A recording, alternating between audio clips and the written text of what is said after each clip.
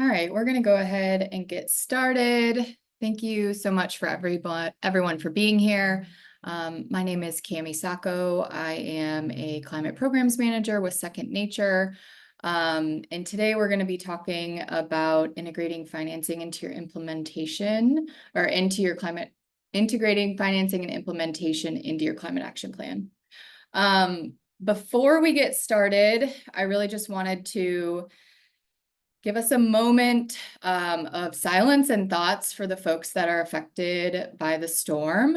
I'm located in Savannah, Georgia, and so we did have some effects, but I'm sure we all know somebody that was impacted by Storm Helene. And if you have not, please look into donating to the area, local nonprofits in the area that are helping with cleanup around the Western North Carolina and other affected areas. So I'm gonna go back off camera for just 1 minute, and then I'll come back on and we'll dive in.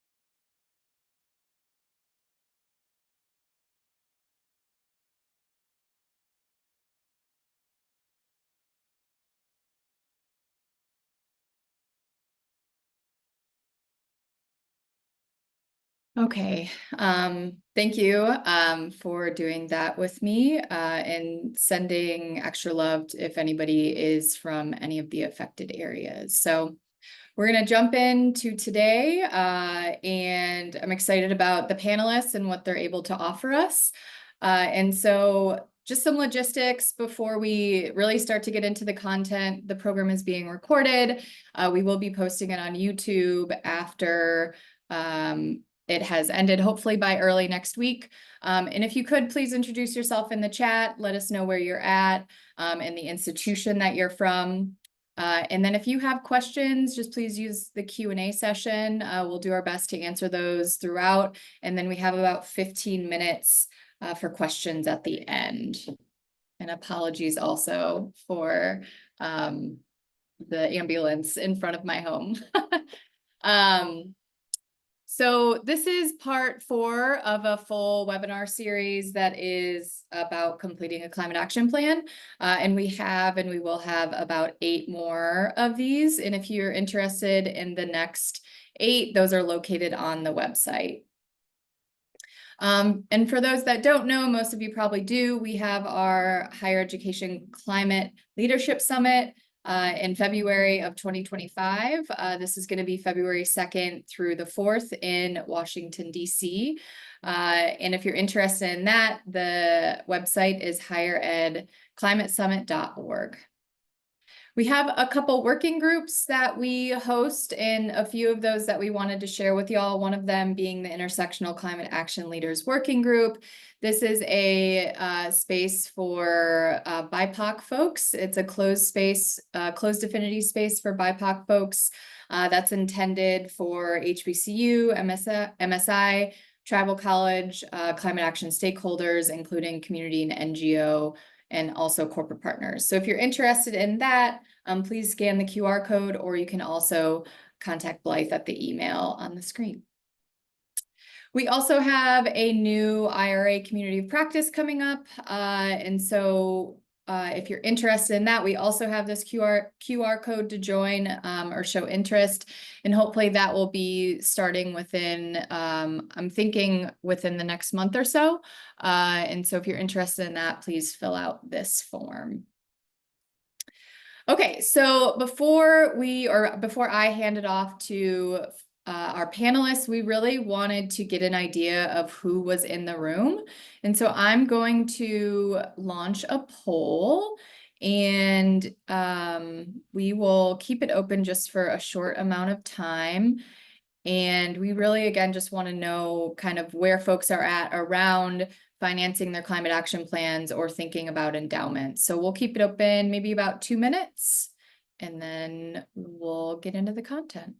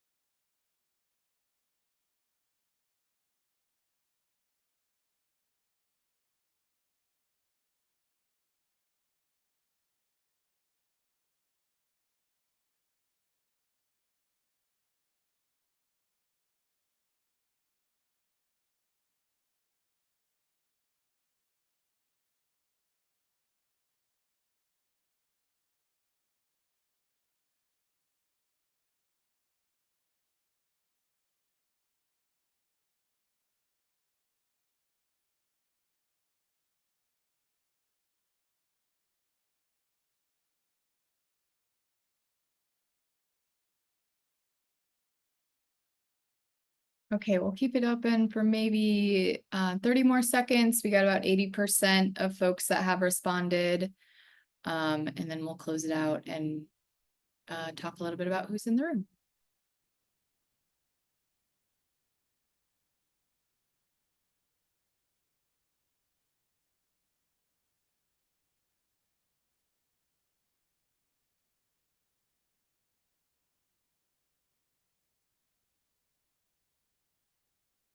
Okay. So I'm going to share these results so everyone can see just who we're sharing space with today. So we have a lot of operations folks that are coming from a sustainability office, which is great. I think this will be a relevant conversation.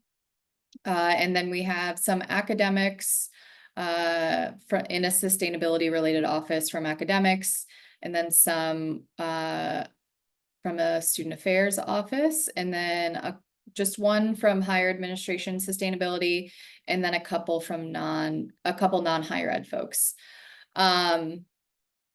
Most people have not had a conversation with their budget offices about, or with their budget office about ways to fund the projects within their climate action plan. So that's good to know.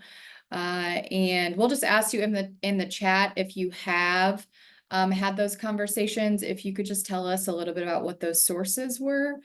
And then most people are not familiar with net zero endowments. We have a couple that said somewhat.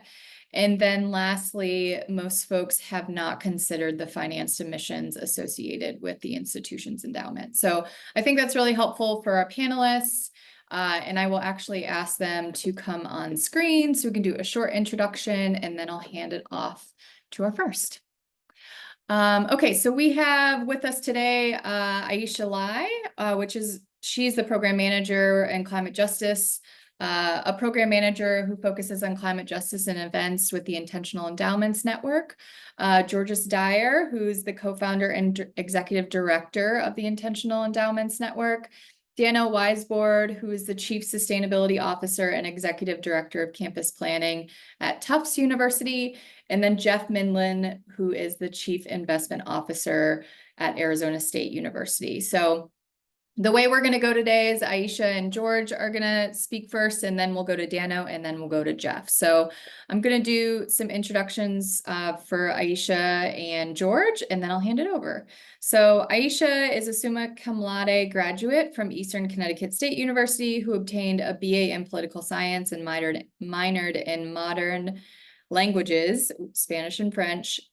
She has worked as a newspaper editor for her university and participated in clubs on campus, both as a general body member and through various executive roles, including her presidency of the New Human Rights Club and being the community service representative for females excelling and maturing to achieve leadership excellence and success. Throughout her time and activities, she has committed to learning about and advocating for the various intersectional facets of environmentalism and sustainability by facilitating discussions and events.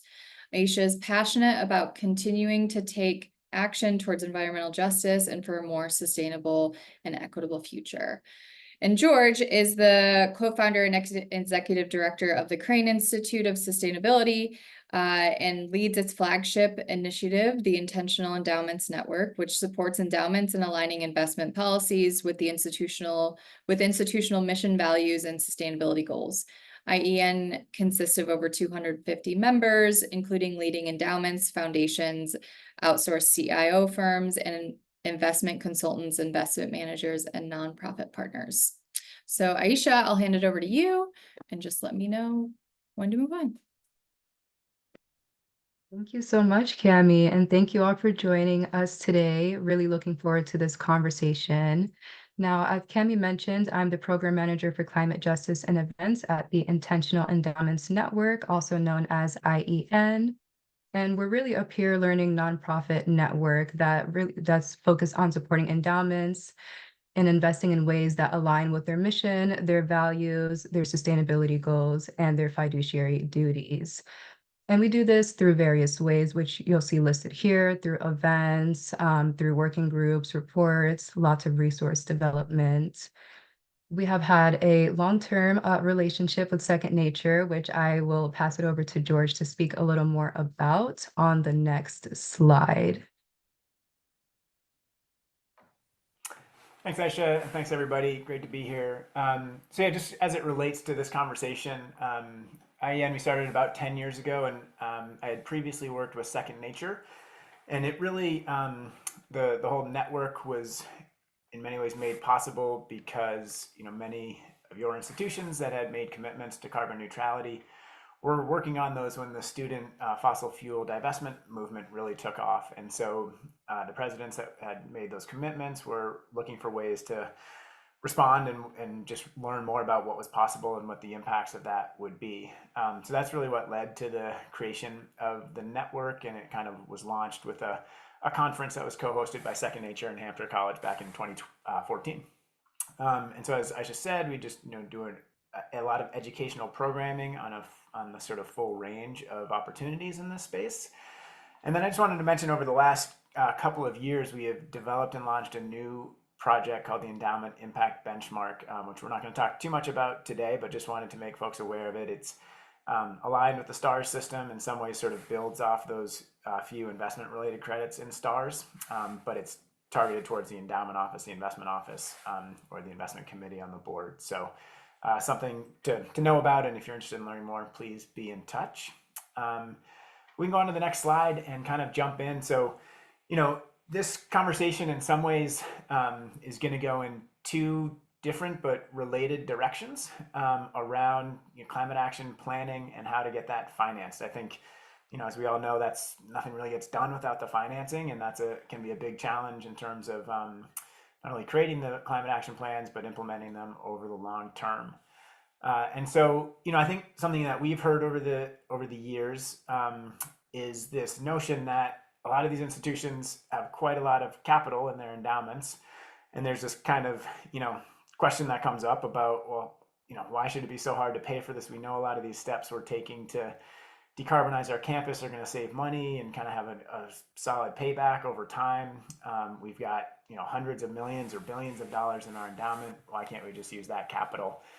And I think the structure of endowments is such, and the way they're set up, that they're really people think of an endowment, but it's really typically hundreds or thousands of endowments that have been donated and often with specific purposes in their contracts from the donors about what those purposes are.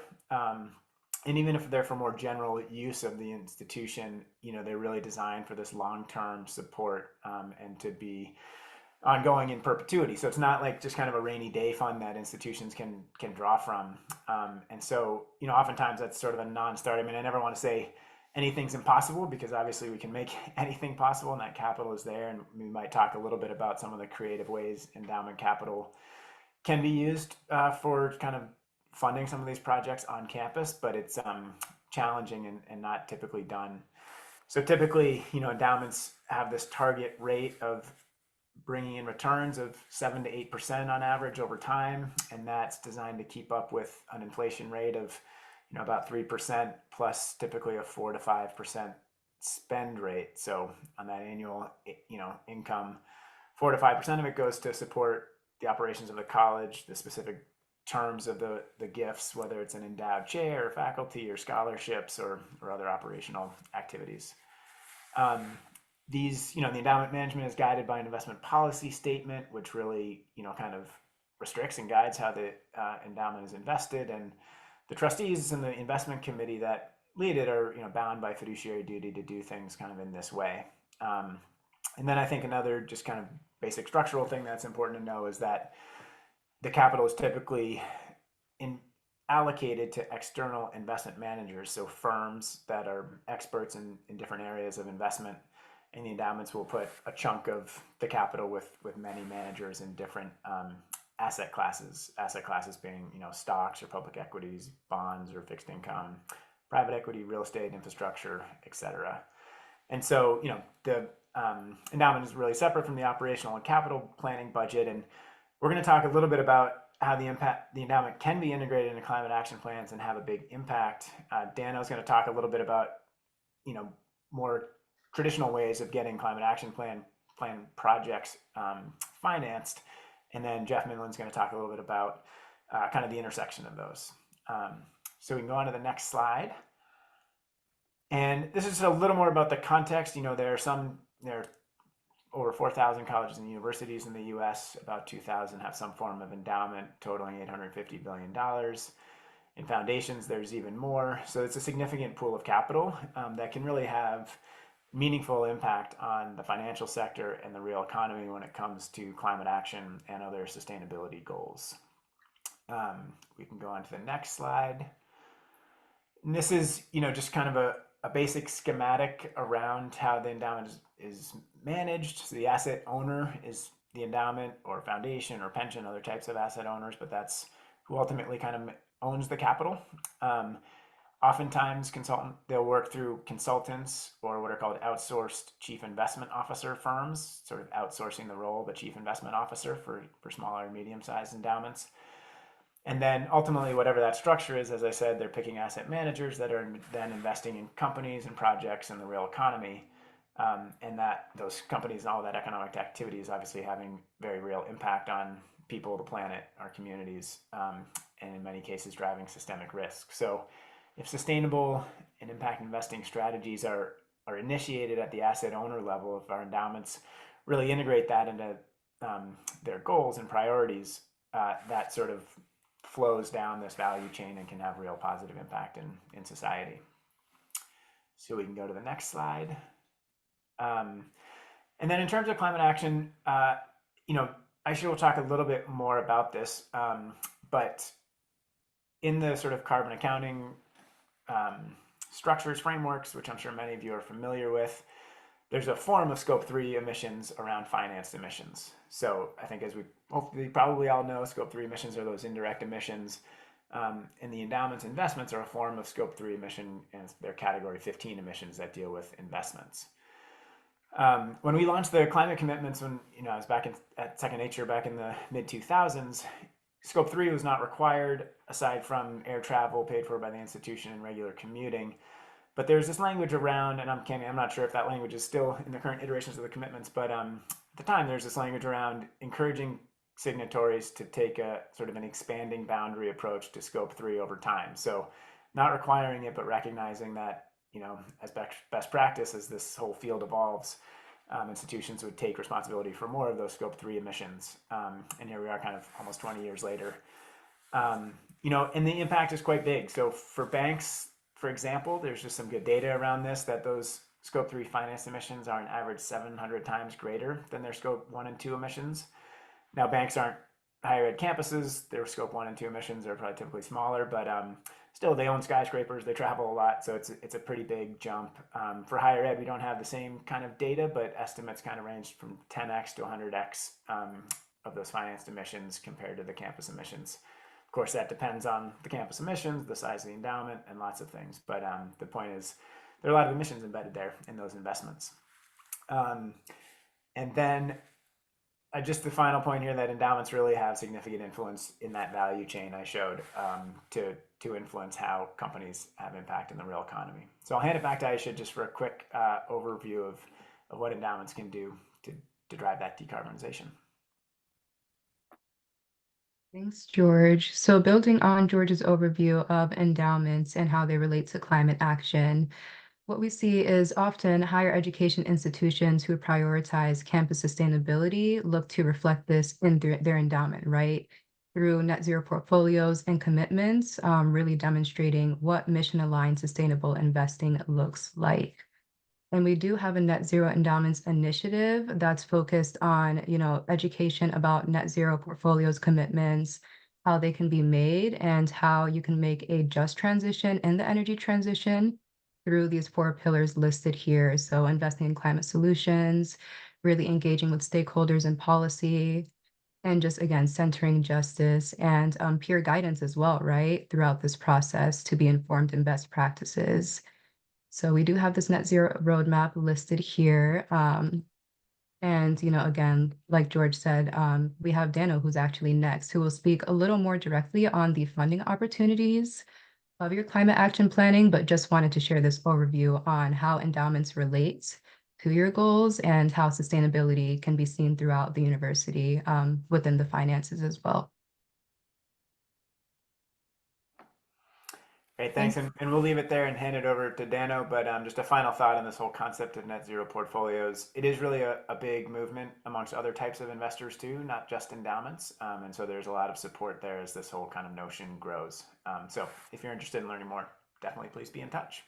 And with that, I'll hand it over to Cami. Thanks so much. Thanks so much, Aisha and George. And so we're going to move on to our next panelist, who's Dano Weisbord. He joined Tufts in 2022 to further their commitment to be a higher education leader in sustainability and climate. Tufts' approach to sustainability is to bridge campus operations with education, co-curricular, and research activities. Dano came to Tufts from Smith College, where he was the Associate Vice President for Campus Planning and Sustainability.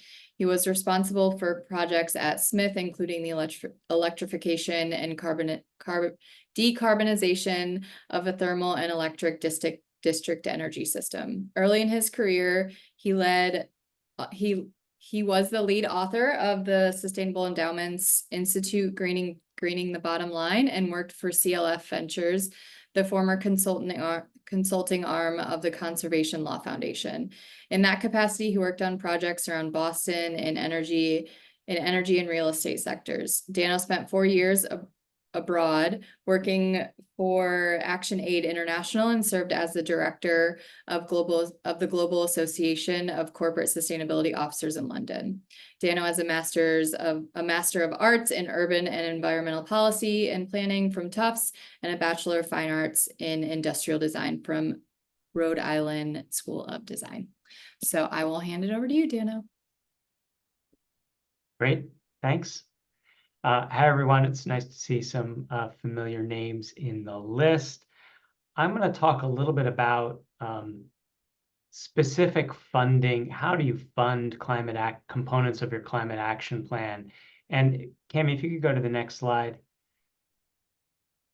I think it's really important.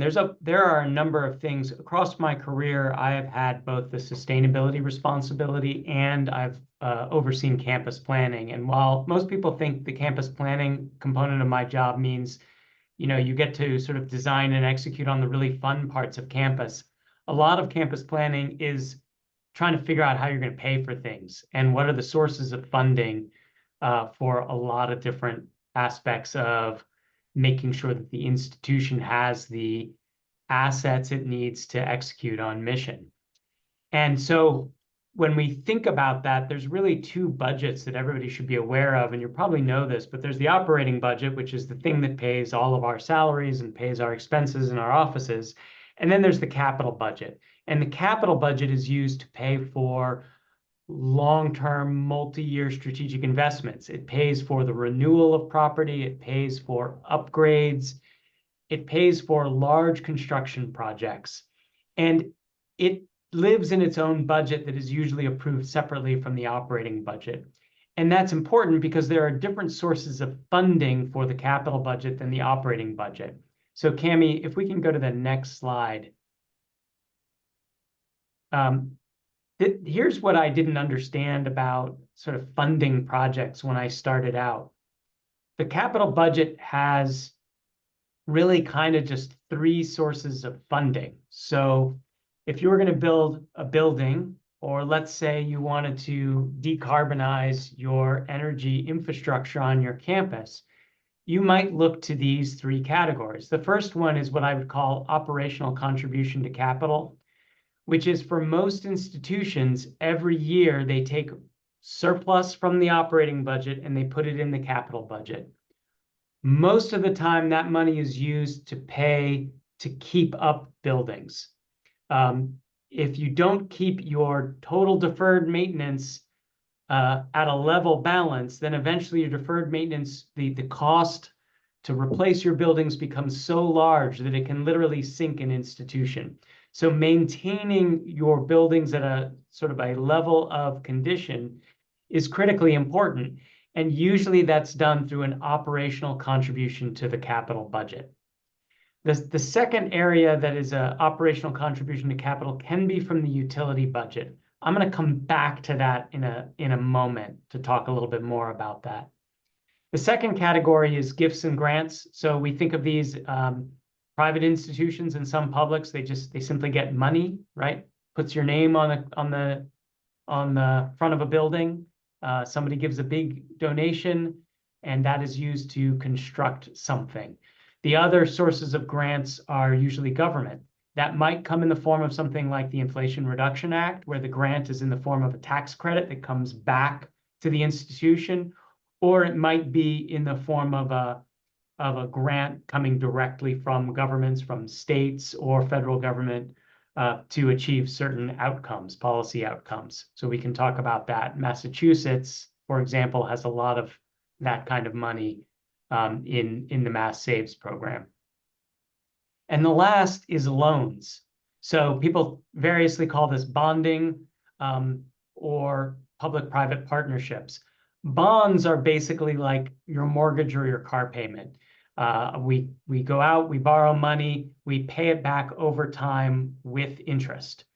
A public-private partnership is partnering with another entity that essentially borrows that money, but also executes on the project.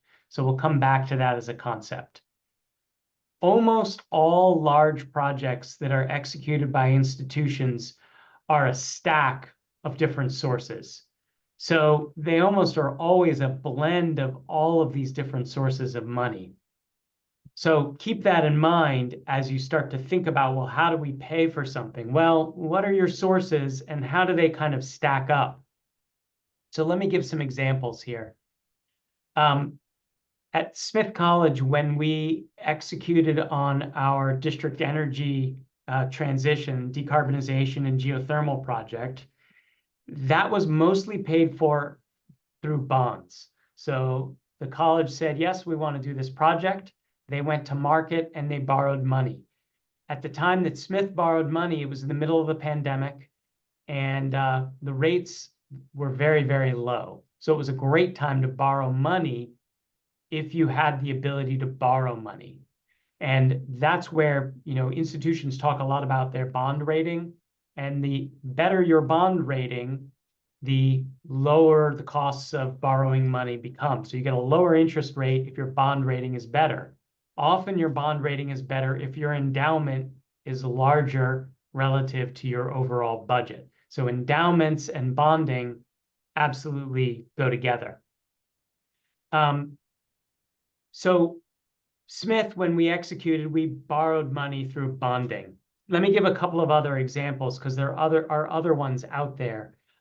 When you look at something like the University of Miami in Ohio, who has extensively transitioned their energy system, it started with a government grant to help them deal with deferred maintenance in their housing stock. So state government giving a state institution money for renewing their buildings.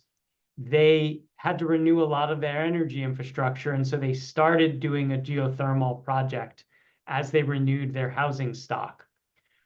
Once they were able to save money through the enhanced efficiencies you get from a geothermal district system, because their energy system was, they operated as a separate enterprise, the savings they made, they were able to keep, and they used that to recapitalize next phases of their district energy transition. So that's the way in which the utility budget became an operational contribution to capital. In their case, it was savings, energy efficiency savings, they were able to keep and use to capitalize further steps in their process. Okay, I'm going to take it that I should move forward. So this is just an example of how to cost justify a particular project. So in this case, this is the Tufts University plan, and the business as usual is a 30-year look at how much it costs to operate our current systems. The next bar is what a complete project would cost over 30 years without incentives. And then on the right two bars are a low incentive and high incentive bar. Those are with government funding. So we looked at state and federal sources.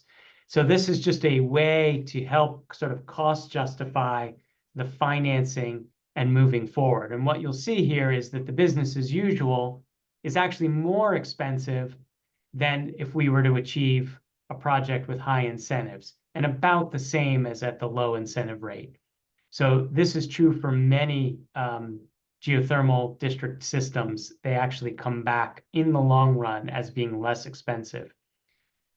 So I'll stop there. I'm sure there will be more questions as we move forward. I guess I'll hand it back to you, Cami. Yeah, thanks, Dano. You did great with timing, and I didn't mean to push forward too quickly. That was my mouse.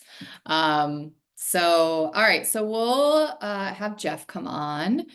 And Jeff Minlin is from Arizona State University, and he serves as the inaugural Chief Investment Officer at ASU Enterprise Partners. In this capacity, he's responsible for managing about $2 billion of Arizona State University Foundation investment assets to maximize risk-adjusted returns. This includes the endowment, sustainability, and short-term investment pools. He provides critical support of the investment committee and board of directors, as well as oversight of consultants. He also leads the investment activities of other affiliates engaged in direct real estate and corporate venture capital. During his tenure, he's been tasked with aligning the investment strategy with ASU's sustainability leadership, including net zero and corporate engagement efforts. So thanks, Jeff, for joining us, and take it away. Awesome. Yeah, thanks for having me. I like to joke, I've got 5 kids, so this gives me 10 minutes of the day when people will listen to me. I think the main point I really wanted to get across today is that, I think collaboration between the investment office, the university operations teams, and faculty can really help better accelerate the university sustainability progress, and progress on things like the climate action plans and other areas like that. If you want to go to the next slide. In our case at Arizona State University, a lot of this goes back to our charter. We're a very charter-driven institution.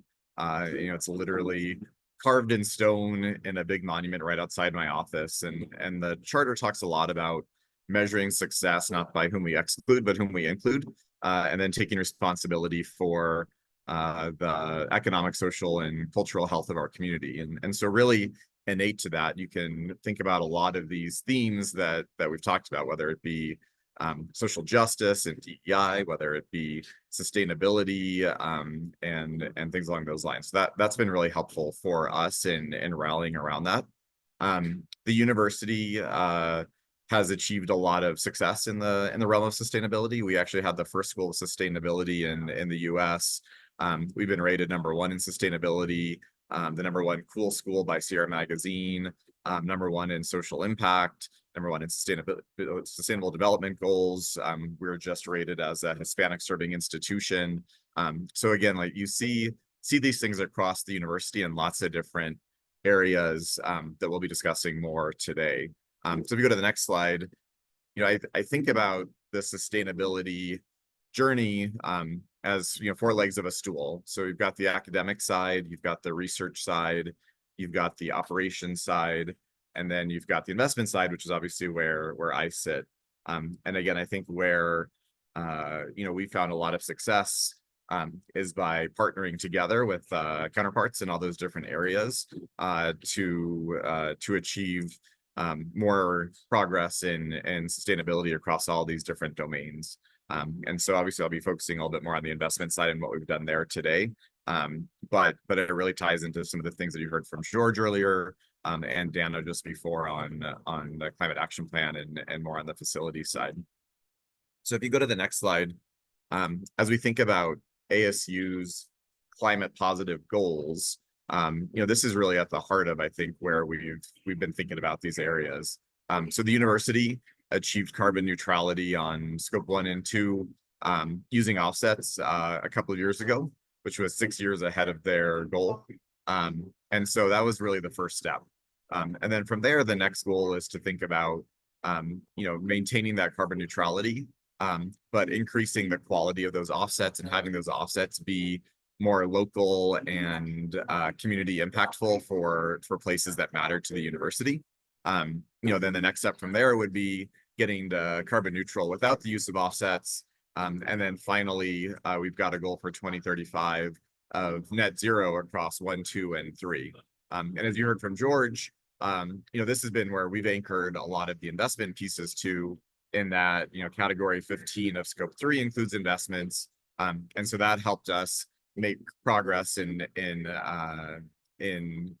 aspiring to a net zero 2035 investment portfolio goal, and tying it to the university's pre-established climate positive goal of net zero by 2035.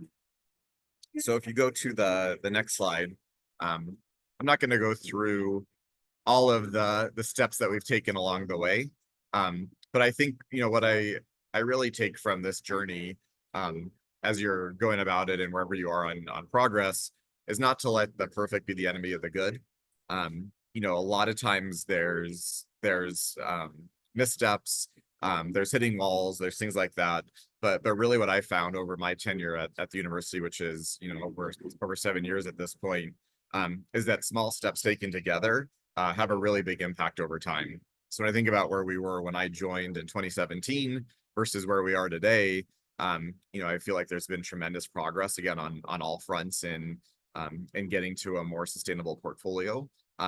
But along the way, there weren't really any big milestones or big leaps that we took forward. It was all a whole bunch of baby steps that when you put them together took us from not really talking about it to where we are in kind of our ranking as #1. So a big part of I think these baby steps is this idea of socialization and education.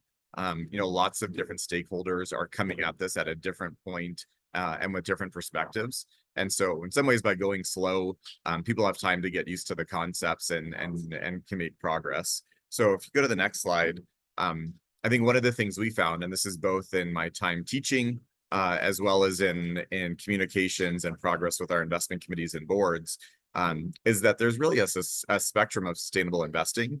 And not a lot of folks always understand that. They have an instant connotation when you think about sustainable investing to one area or another.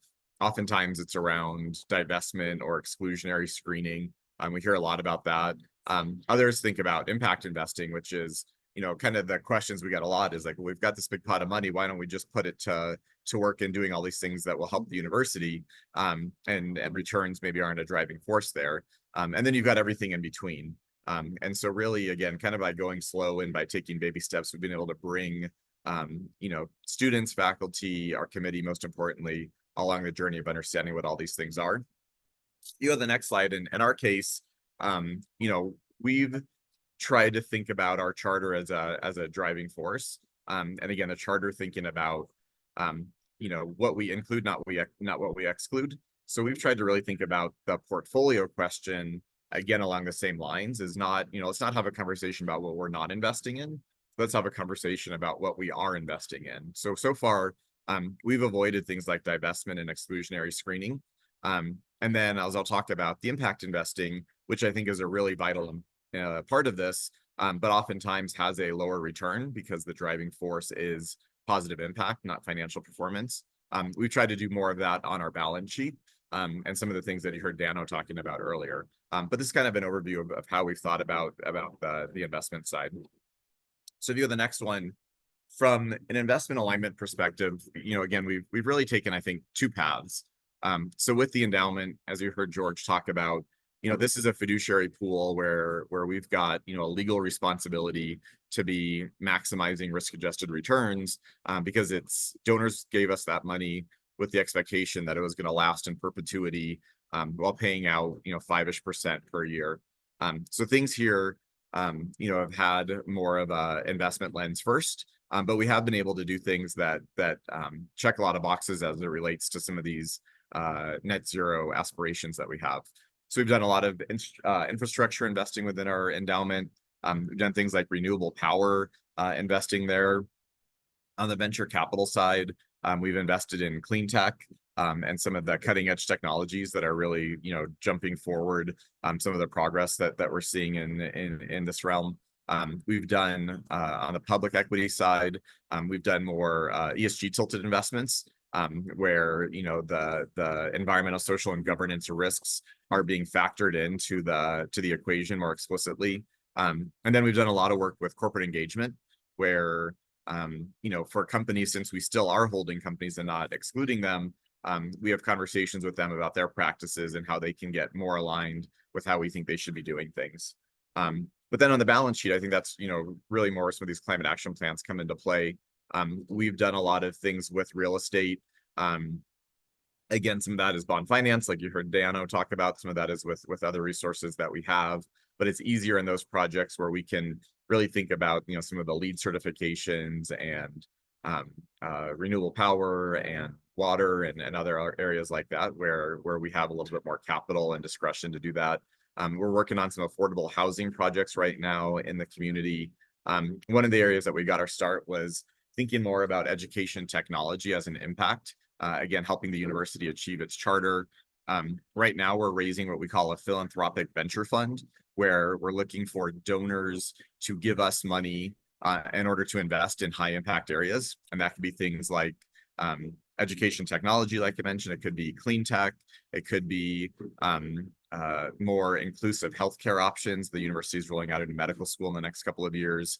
We've done things with crypto. And then we've been talking to the university again about using more of this discretionary, what I think of as mission-related investment capital, again, to help them think through other sources of carbon offsets that might have more of a local impact than some of the national ones that are more readily available. So it's, again, a kind of a balance of these two things, but really thinking about that bright line between the endowment, where we have a fiduciary responsibility, and then our balance sheet, where we might have more flexibility.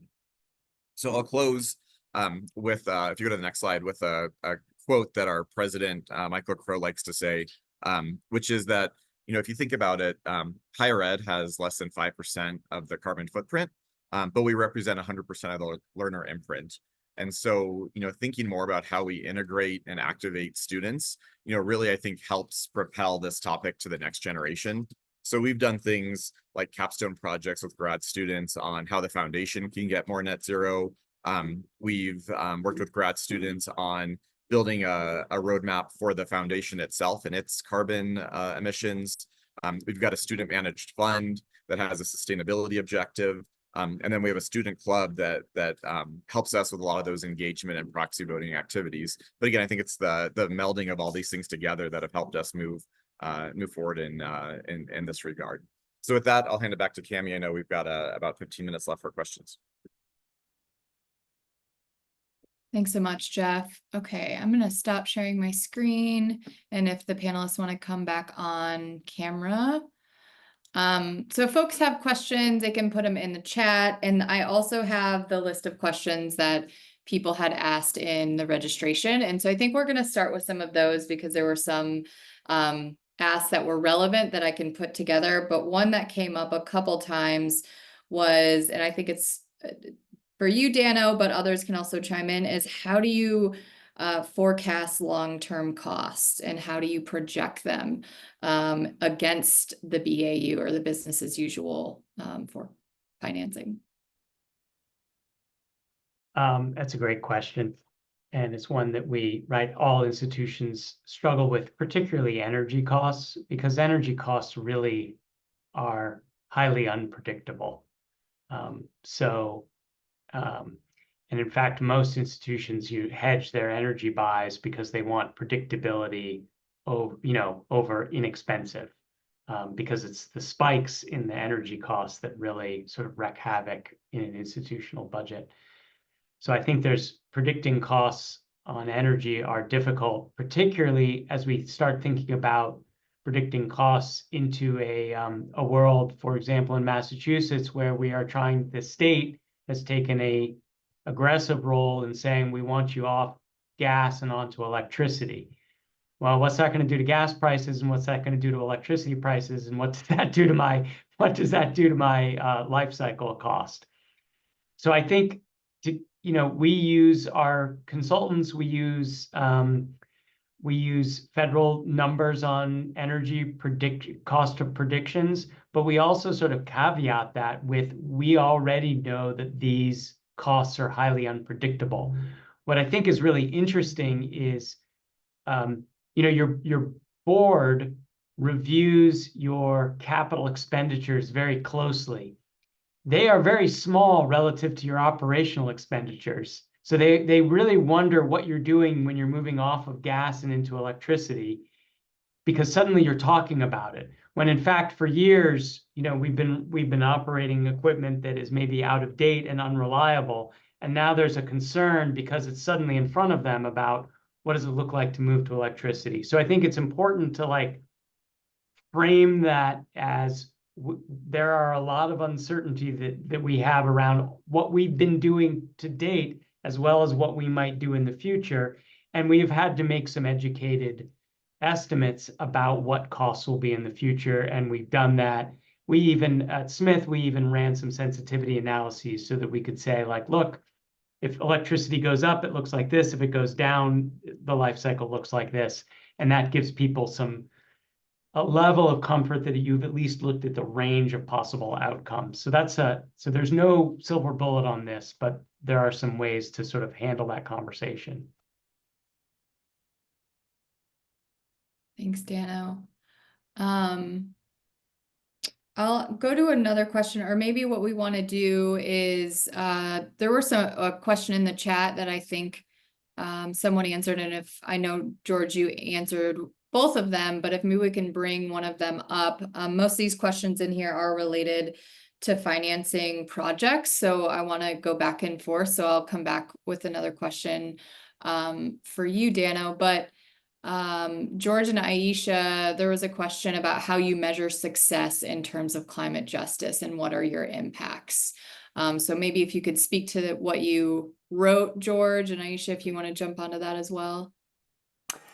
Yeah, I was going to say, I did type a response in the chat there, but Aisha, I'll kick it over to you. It's really been leading a lot of our work around how we integrate climate justice into the net zero portfolio process. And, as I said in my typed response, it's in many ways still relatively nascent. I mean, the whole concept of net zero portfolios is still relatively nascent, but there is more and more work going on in this space. So Aisha can speak a bit about that. Happy to add on a little more context. So at IAN, when it comes to net zero portfolios and climate justice, we take an intersectional approach, seeing that it is important to center justice in order to not just transition to sustainability, but do so in a way that's just, because it does help make that transition more sustainable. But like George said, there's a couple of ways that we are approaching this topic, right? From the topic, well, we're doing some thought leadership right now, leading a project, right, called Leading with Justice 2.0. And so thought leadership is one way that we explore climate justice and sort of measure the impact through engagement with these topics by exploring, for example, how MSIs are seeing endowment growth and what their experiences are. Just transition, like I said, is a big topic when it comes to net zero. Just emphasizing how DEI is not siloed, but actually can be a framework, right, or a strategy to advance sustainability throughout your investment and through your university. So thought leadership, conversations, events, right, and really engaging with these communities who are most impacted by climate change, since climate change does not impact everyone equally. So keeping that in mind throughout the process, and also who's represented, right, in governance strategies, in terms of leadership, and investment committees. Those are all important perspectives to diversify. Thanks, Aisha. Okay, so Dano, and then I'll come to you, Jeff. How do you prioritize finding the right solution first without thinking about how you're going to finance it? Oh gosh. Sorry, I'm throwing the hard balls at you. That's such a great question. I love that. Right, you sort of have to do these things at the same time. And let me give a very specific example. When we were designing the system at Smith, we could have gone to 100% electrification by drilling enough geothermal wells to cover the entire heating and cooling load. The problem with doing that is it starts to get very expensive relative to the efficiencies that you're creating. And so what we discovered is that that was the right technology, but it wasn't the right approach.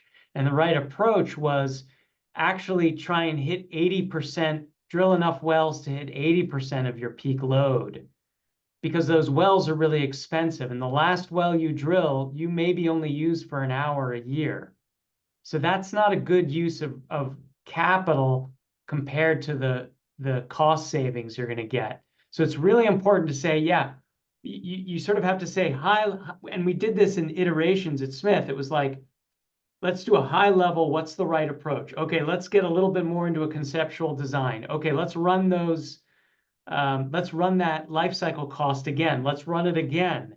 Oh, wait, it looks bad. Let's run it again. Let's make some different set of assumptions. So it's really important to take iterations and look at the cost and the technology at the same time. You know, your institution also has to be on board with, the problem with this is it's super expensive. And so the first reaction that every institution has is like, that's way too expensive. So the life cycle helps with that, but you do need to like have an ongoing conversation with the folks who worry about your treasury and how you finance things in order to not surprise them, but also to be having a conversation about what are those sources? What are the sources that we have at our disposal?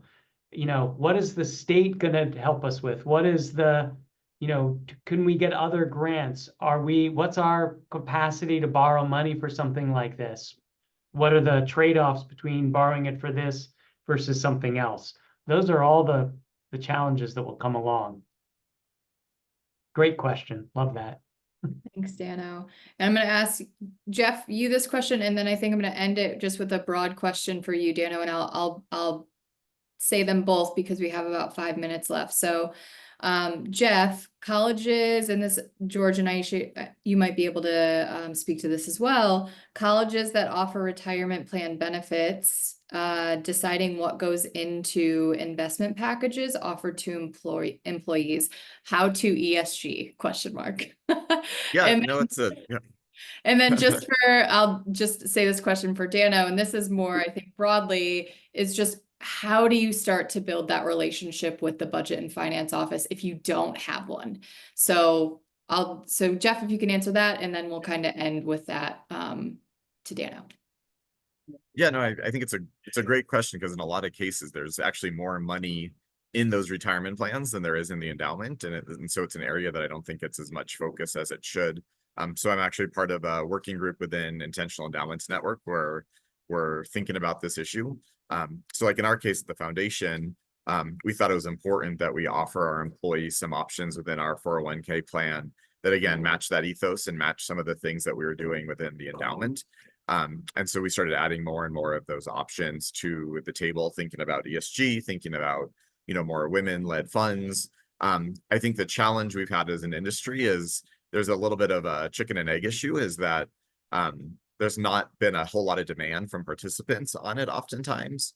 And from a fiduciary perspective, we don't necessarily want to be promoting one investment over another for our participants. So education has become a big issue, but I agree. I mean, I think it's easier in our case because we have a 401k plan. I've been talking to the university that's got a separate pension plan run by the state about trying to think about other things there, but obviously I have less discretion there, so it's been a different journey. I don't know, George, if you have anything else to add to that, but yeah, another big issue within IEN. Yeah, and I think, I don't know, Cam, if we can drop a link, we've got a whole host of resources around that. But yeah, not much more to add than to say it's important, a big topic, challenging in some ways, and more rules guiding around it that are kind of antiquated too. So it is a little trickier to move forward, less flexibility than in the endowment in some ways.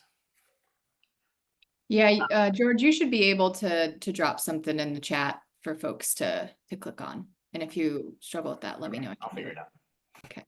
Go ahead, Dan. So another really good question. I am a big fan of the coffee and donuts approach, which is take people out for coffee and donuts. And when you do, I think sustainability folks, we feel like we reasonably feel that it's our job to like try and get the institution to pay attention. But I've found over time that if I go and sit down with coffee and donuts with Jeff and I say, so Jeff, like, what are you working on?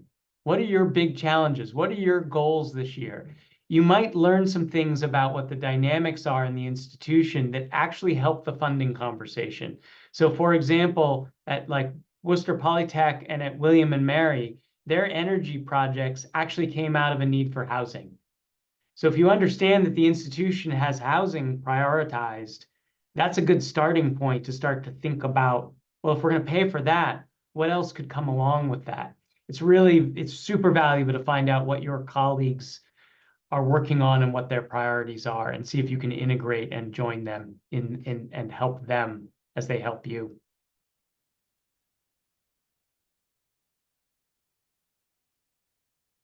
Great, thanks. Sorry, I was dropping that link in the chat for George. Okay, well, we really appreciate everybody's time being here. And yeah, coffee, take somebody out for coffee might be like the answer to most things, if you want to build a relationship. So I'm gonna just pull up what the panelists' emails so you guys can see those if you wanted to take a photo of them. And I think they're all very busy, but welcome to have welcome conversations when they are able. And then lastly, it would really be appreciative if y'all could fill out the feedback form. It's about 8 questions. It really just helps us second nature to know if this is something that was helpful or what we need to focus on a little bit more. So really appreciate folks that are able to do that. And lastly, thanks to our panelists. We really appreciate you and the wisdom that you're able to share. And yeah, I hope everybody has a great weekend, and we'll see you soon. Great. Thanks, everyone. Hey, Ron. You all.